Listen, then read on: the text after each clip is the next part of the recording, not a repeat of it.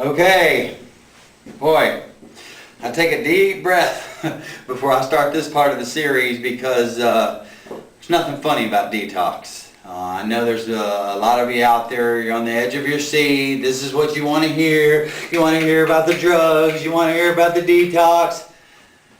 The detox is really not that big a deal. And you're going, what? Is he going to say that about our drugs? He going to say that about our quitting drugs? It ain't no big deal. It ain't going to hurt. It ain't going to be... Yeah, it's going to hurt. But it ain't going to hurt no more than doing them. You know, I mean, look at the symptoms. Fever. Man, there's a lot of drugs I've done gave me a fever. Nausea, vomiting.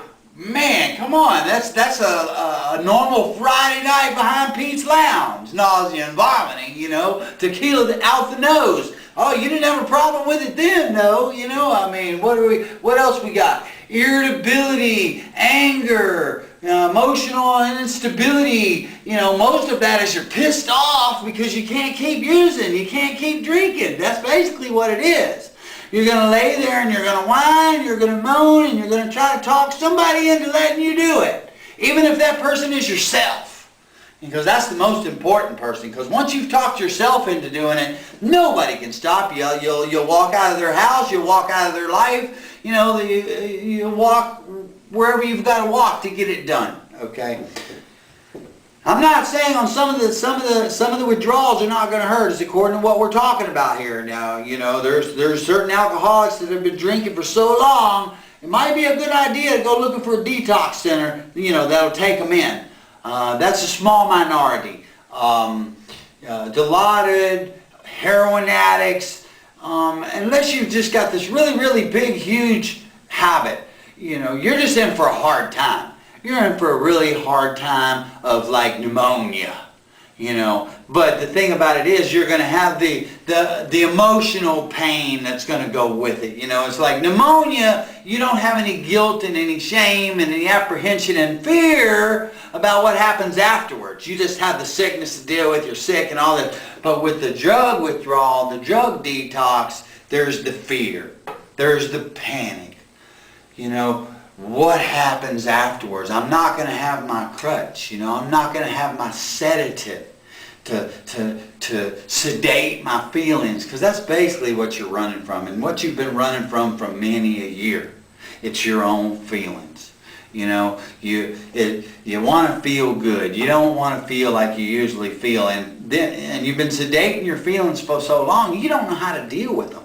You do not know how to deal with your own feelings and your own thoughts. That's why when they come, and they come in the appearance of agony to you, because you don't know how to handle them. There's like a bunch of wild bucking broncos, and you have no idea how to ride them because you stopped riding them 20 years ago. You know, that's basically what it is. Detox, withdrawal, time to pay the check. Okay, you've been feeling good, you know, artificially for so long, it's time to pay the bill. But paying the bill sets you free. You know, you get a ticket, you pay the ticket, you're free of the ticket.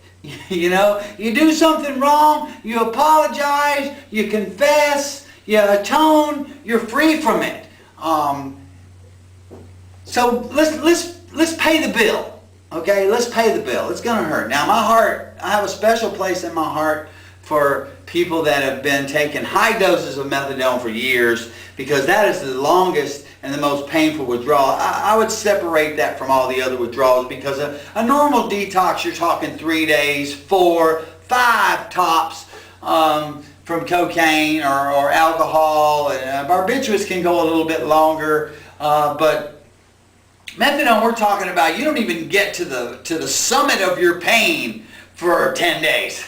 You know, you don't even get there for 10 days. At 3 days, you're sick. But you're not even going to get to the top of the mountain for 10. And then you're going to stay at the summit of pain for at least 3 more days. You're going to burn in the fires of hell. Okay? But you're going to come out reborn. Believe me, you're going to come out reborn. And the reason I say that is because you will have done what you didn't think you could do. You know, you will have withstood what you didn't think you could withstand. And that's a revelation. because it teaches you something about yourself. It teaches you something about the human spirit that I was talking about, how it cannot be dominated, how it can't be bargained with. Your spirit is so strong. Believe me, it's going to beat any drug addiction when you actually aim the spirit to accomplish that goal. There's no addiction. The spirit will crush it. The spirit will crush addiction. Believe me, it will. The eternal spirit. And so I don't want to spend a lot of time on detox because that's really not the problem. The problem is after detox.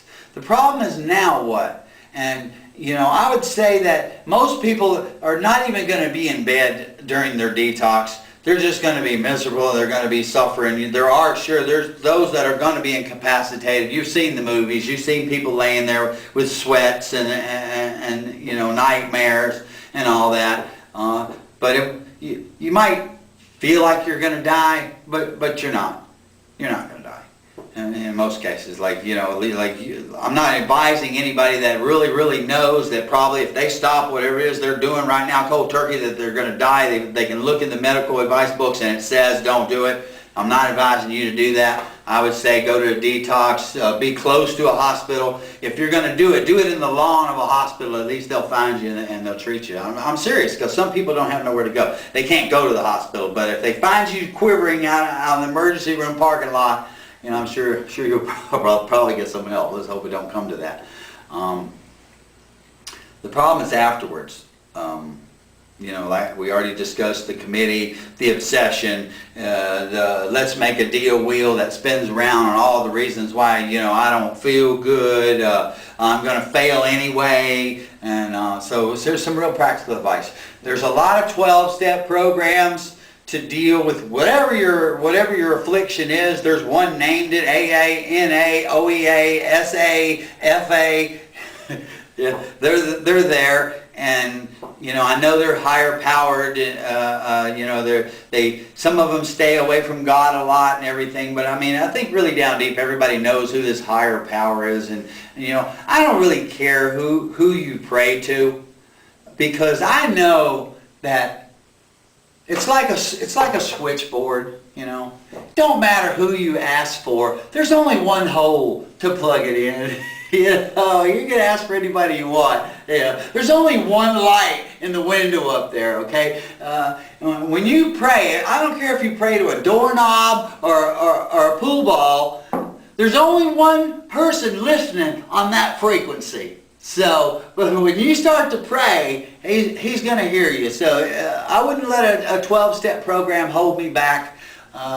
They're spiritually based, and their spiritual principles come straight out of the Bible. They got one of them that has the big book, and it really comes from the big book, which is the Bible. So, don't, and that might even be better for you, because there's a lot of people in the very beginning of this road, they are so angry at God, they are so angry at the principle of God, they don't want to hear about God. They'd rather pray to a chair or something like that. And from my experience, that God loves you so much, He'll be a chair if that's what it takes to save you.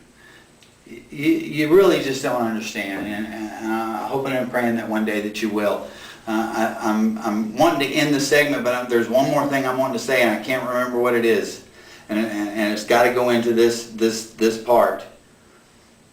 So I might have to cut the tape and come back.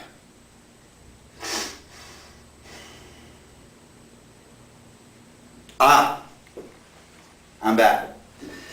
The reason that I say that it's really important to go to these 12-step programs is really, I'm not knocking the programs. They're great programs. I've looked at the programs, I've been through the programs, but it's the people.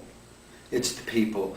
When you are in that early stages of quitting, you need to be sitting with other people that are in those early stages of quitting. Y'all need to be sitting together, looking at each other, seeing each other sweat, seeing each other white knuckle, and because it